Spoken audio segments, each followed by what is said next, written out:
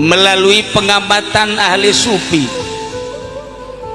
ngabersihan sampah zahir mah kecil, tetapi nu paling sulit adalah lamun di otak urang aya limbah jeung sampah. Sampah ieu mah babari di sapuanana, sampah zahir mah babari di pelna, sampah zahir mah babari di beuleumna. Instruksikeun ku lurah, instruksikeun ku camat, instruksikeun ku bupati, kecil. Tanpa instruksi jelema nu peduli geus bebersih sorangan zahir, tapi lamun aya sampah di otak, lamun aya limbah di otak, leuwih-leuwih lamun pejabat berlimbah otakna, naudzubillah min dzalik.